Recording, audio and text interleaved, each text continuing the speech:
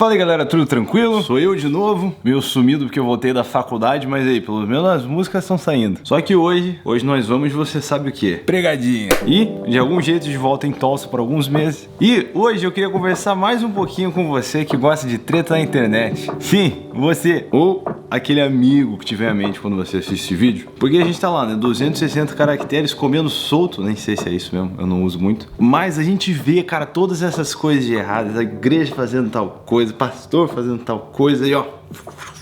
Nem só da igreja, o crente reclama de tudo. E ninguém sabe como as coisas devem ser feitas, a não ser, né? Mas eu queria hoje chamar a sua atenção um pouquinho para o que Romanos 12, no versículo 3, nos diz. Com base na graça que recebi, dou a cada um de vocês a seguinte advertência: não se considerem melhores do que realmente são. Antes sejam honestos em sua autoavaliação, medindo-se de acordo com a fé que Deus nos deu. Após falar sobre essa autoavaliação, de não ficar se considerando, né, melhores do que a gente realmente é, ele procede para falar do corpo de Cristo. Preste atenção que interessante.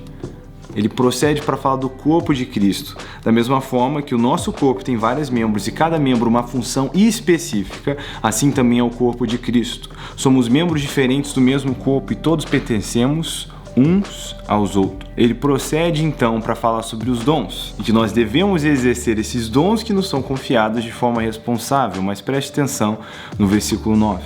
Amem as pessoas sem fingimento, odeiem tudo que é mal, apeguem-se firmemente ao que é bom. Amem-se com amor fraternal e tenham prazer em honrar uns aos outros. Jamais sejam preguiçosos, mas trabalhem com dedicação e sirvam ao Senhor com entusiasmo. Alegrem-se em nossa esperança e sejam pacientes nas dificuldades e não parem de orar. Quando os membros do povo santo passarem por necessidade, ajudem com prontidão e estejam sempre dispostos a praticar a hospitalidade. Abençoem aqueles que os perseguem, não os amaldiçoem, mas ore para que Deus os abençoe. Alegrem-se com os que se alegrem e chorem com os que choram. Vivam em harmonia uns com os outros, não sejam orgulhosos, mas tenham amizade com gente de condição humilde e não pensem que sabem tudo.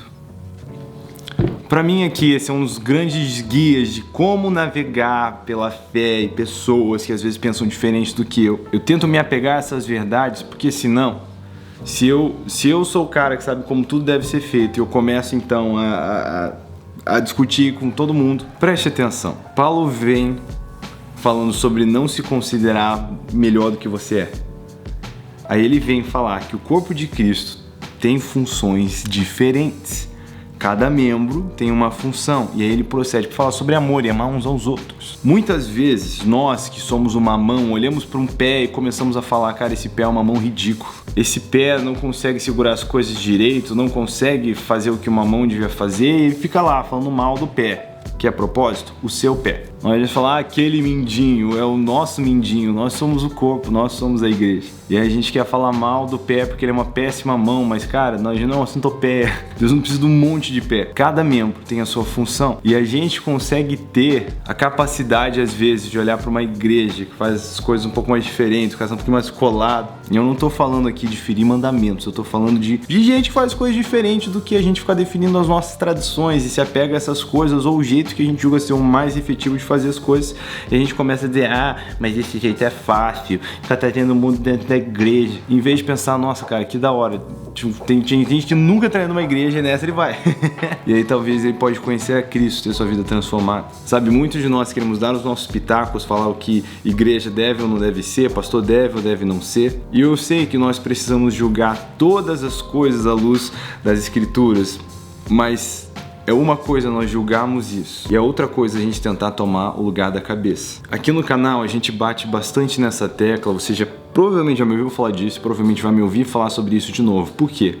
Porque lá fora a gente vê confusão rolando solta, especialmente se você já frequentou as terras isoladas, cheias de ódio, chamado Twitter. Você consegue ver o quanto o crente fala mal de todo mundo lá. E o moço, a moça, às vezes está lá com orgulho da lacração dele de 260 caracteres e transmitir um show de informação, mas às vezes num comportamento que é completamente contrário ao comportamento de Jesus. Então, eu quero voltar para dar esse conselho mais uma vez, não tente tomar o lugar da cabeça da igreja, porque esse lugar pertence a Cristo e um dia Ele vai julgar aqueles que são, aqueles que não são. Obviamente temos que fazer a nossa parte como corpo e vamos fazer isso sempre em amor. Difamar não é amor. É diferente você ligar para alguém, marcar um café 1 a 1, ter uma conversa, do que você difamar alguém na internet. Completamente diferente. Até nós sabemos no Novo Testamento, nós sabemos que Paulo desentendeu com Pedro, por quê? Porque ele veio contar sobre algo que era pertinente a algo que estava acontecendo entre as igrejas, e ele vem nos contar de um assunto que já está resolvido, porque ele mesmo foi, conversou, resolveu. Ele não estava tretando pela carta. O que normalmente você vê nas epístolas são os casos de tretamos, resolvemos, ou tretamos, não deu para resolver, então esquece o relacionamento com as pessoas aí, porque não quer nada com nada. Mas meu ponto é, muitas vezes nós odiamos igrejas que Jesus ama, porque não existe igrejinha, só existe o corpo de Cristo. Pra galera da lacração no Twitter, aqui o meu conselho amoroso pra você. Antes de twittar, pensa como seria Jesus reagindo ao seu tweet. Sabe aqueles vídeos das pessoas reagindo aos tweets? Como seria Jesus reagindo ao seu? Nós, como uma geração, infelizmente temos pouco amor pela igreja de Jesus. Eu não estou falando das estruturas, eu não estou falando das denominações de estabelecimento, porque vão haver suas variações, mas se nós não entendemos na essência o que é ser igreja, se nós não formos apaixonados pela ideia de igreja de Jesus, como é que a gente pode esperar que qualquer um seja? Como é que a gente pode esperar que os nossos amigos que não conhecem Jesus vão ter vontade de ir para a igreja, vontade de conhecer Jesus? Tudo que você faz é reclamar da igreja, reclamar de crente. Eu não estou dizendo que não tem coisas erradíssimas acontecendo, tem.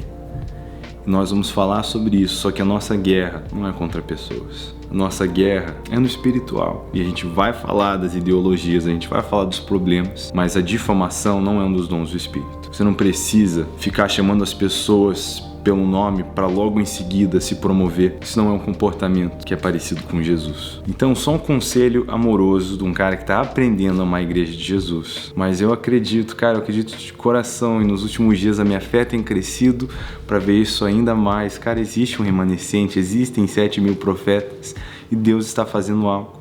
E não importa o quanto cresce a escuridão no mundo, onde abundaram as trevas, a luz vai sobreabundar. Parafraseando outro versículo. Então, fica aqui a pregadinha de hoje. E lembre-se, antes de se sentir no direito de criticar qualquer um, faça aquela autoavaliação. Você vai perceber, se você fizer uma autoavaliação sincera, que você precisa crescer no seu relacionamento com Jesus. E aquele irmão que você talvez está pensando em falar mal, ele, como você, também precisa crescer no seu relacionamento. Sabe que seria 500 vezes mais eficiente do que difamar? Orar. Sabe por que alguns de nós nos alegramos em falar mal, ao invés de orar, interceder, jejuar por essas igrejas que a gente discorda? Porque no fundo a gente quer ver eles se dando mal. Tem gente que quer ver a igreja caindo, destruindo, pegando fogo e até talvez o camarada lá do pastor indo pro inferno. E aí, meu amigo, Jesus nos ensinou a amar os nossos inimigos. Na verdade, Jesus nos amou quando nós ainda éramos seus inimigos. E cá estamos nós, muitas vezes com dificuldade de amar o nosso próprio corpo. Pense nisso, Deus abençoe, a gente se vê no próximo vídeo.